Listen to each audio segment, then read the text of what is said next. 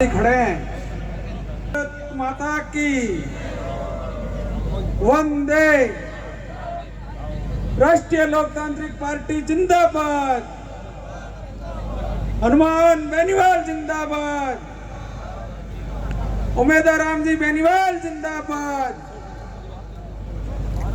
मैं कहूंगा उमेद जी आप संघर्ष करो। आप सभी बायतू वालों को कहना है हम तुम्हारे साथ हैं। उमेदवार राम जी बेनीवाल आप संघर्ष करो। उमेदवार राम जी बेनीवाल साहब आप संघर्ष करो। आज इस बायतू की पावन भूमि पर जोधपुर संभाग के हनुमान, बाड़मेर के आम आवाम,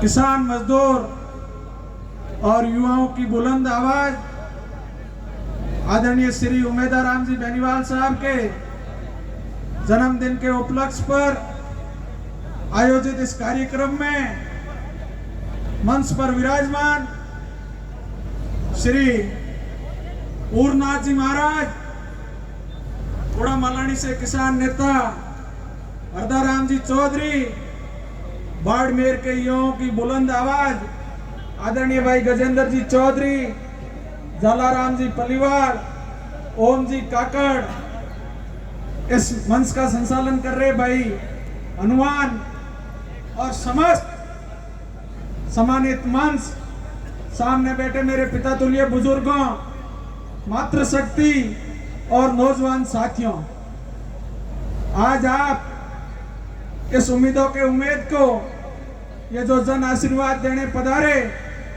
ये उम्मीद आपके बायतू का ही नहीं है, ये उम्मीदों की उम्मीद पूरे बाड़मेर जिले का, गुड़ा मलानी का, चौटन का, सिवाना का, पसपदरा का, हर विधानसभा क्षेत्र के लोग जहां कहीं पर भी उनको आवश्यकता होती है तो बाड़मेर में एकमात्र उम्मीद किसी से लगाते हैं, वह है आदरणीय उमेदवार राम बेनीवाल साहब। जहां भी पर भी जवानों और किसानों के हक और अधिकार के लिए उनको महसूस आवश्यकता होती है तो एक ही आवाज निकलती है, या तो हनुमान बेनीवाल या फिर उमेदवार राम बेनीवाल। साथियों, राजनीतिक के अंदर आज जो ये आरएलपी के अंदर जितनी भी सभाएं हुई उसके अंदर हलवा और सना अगर कहीं देखा तो आज इस बायतू की धरती पर है।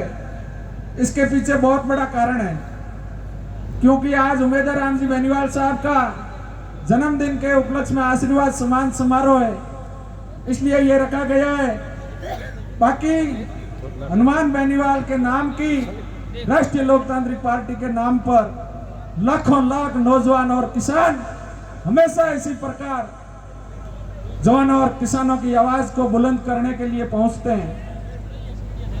आज से करीबन 15-20 दिन पहले हमारे गुड़ा मालानी की आलम नगरी के अंदर आदरणीय हनुमान जी बेनीवाल और राष्ट्रीय लोकतांत्रिक पार्टी की पूरी टीम को लाखों लाख नौजवान और किसान आशीर्वाद देने के लिए पधारे।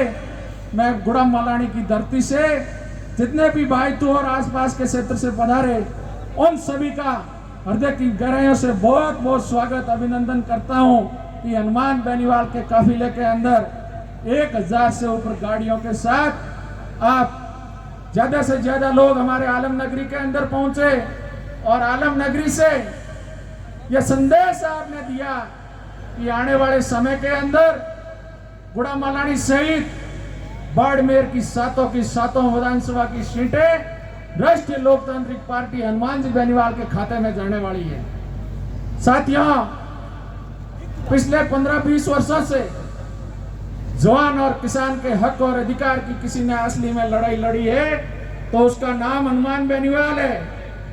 हनुमान बेनीवाल ने चाहे ललकार भरी, हुंकार भरी, चाहे नागौर की धरती से हो, बाड़मेर की धरती हो, बीकानेर हो, सीकर हो, जयपुर हो, बाड़मेर से लाखों लाख नौजवान और किसान के बेटे हनुमान बेनीवाल को हमेशा मजबूती प्रदान करने के लिए गए।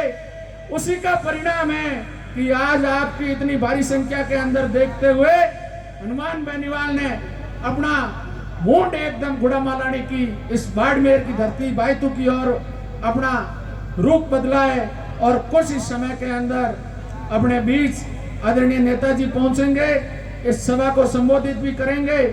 आप सभी नौजवान साथी और पिता तुल्य बुजुर्ग आराम से शांति से बैठे।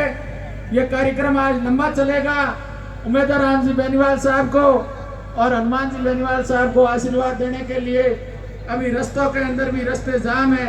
लाखों लाख नौजवान और किसान के बेटे आशीर्वाद देने के लिए आ रहे हैं। एक बात आज तय हो जाएगी कि भारतीय जनता पार्टी और कांग्रेस के नेताओं का दिमाग आज इस बाइतों की धरती से ठीक हो जाएगा, जिन्होंने पिछले 4.5 साल के अंदर जवान और किसान को लूट कर रखा है। साथियों, एक समय के अंदर हर गरीब परिवार के अंदर जिस प्रकार गोबर की आवश्यकता होती थी, मिट्टी की आवश्यकता होती थी, ठीक उसी प्रकार अब हर घर के अंदर बजरी की आवश्यकता है। यही बजरी आज से 3-4 साल पहले 5-7-8 हजार में ट्रक आता था, वही ट्रक अभी 35 से 40 हजार रुपए के अंदर आ रहा है। आपको पता होगा विधानसभा चुनावों से पहले 2018 में पचपदरा के अंदर एक बैठक हुई थी, मीटिंग कांग्रेस की।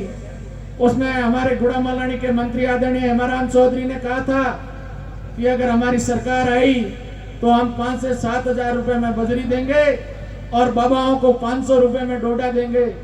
लेकिन भाइयों, उन्होंने कुछ भी नहीं किया अपने काम के लिए।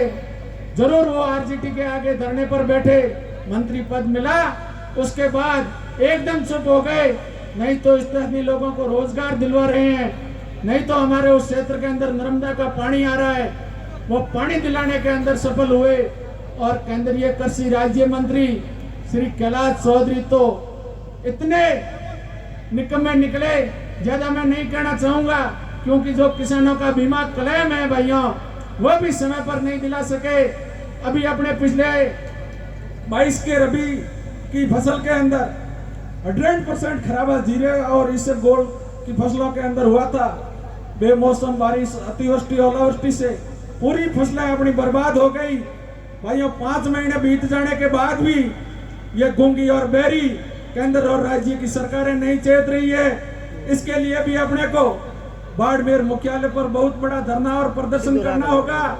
इसकी शुरुआत हमने गुड़ामालानी से कर दी है। आज से 5-7 दिन पहले धोरिमना के उपखंड मुख्यालय पर प्रदर्शन करके हमने सरकार को चेताया है कि अगर समय रहते किसानों का बीमा रबी का नहीं दिया तो बड़ा उग्र आंदोलन राष्ट्रीय लोकतांत्रिक पार्टी के बैनर तले पूरे बाड़मेर जिले भर के अंदर किया जाएगा। किसानों के मान और सम्मान के लिए जहां भी आवश्यकता होगी, चाहे कितनी भी बड़ी लड़ाई अगर राष्ट्रीय लोकतांत्रिक पार्टी के कार्यकर्ताओं को लड़नी होगी तो उसके लिए सदैव हम तत्पर रहेंगे। भाइयों, कांग्रेस और भाजपा के इस मिलाजुली के खेल से आज आप देख रहे हो कि एक किसान का बेटा कितने दुखों से जूझकर परीक्षा देता है। परीक्षा देकर घर नहीं पहुंचने से पहले व्हाट्सएप पर खबर आती है कि आज का पेपर आउट हो गया। तो भैया, ऐसी सरकारों को वो कोई एक्शन नहीं लेती।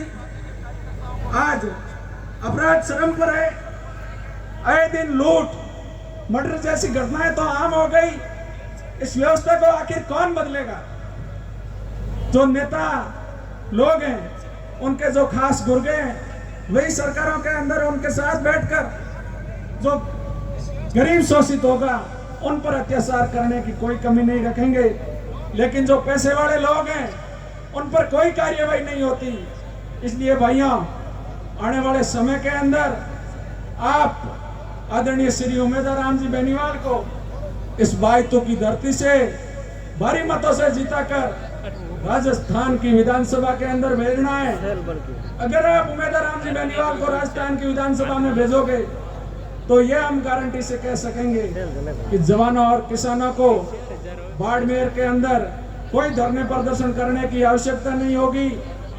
आपके पास जो ये पचपदरा के अंदर इतनी बड़ी रिफाइनरी बन रही है, गुड़ामालानी के अंदर जितनी भी गैस एवं तेल कंपनियां हैं, उनके अंदर 80% स्थानीय लोगों को रोजगार दिलाएंगे।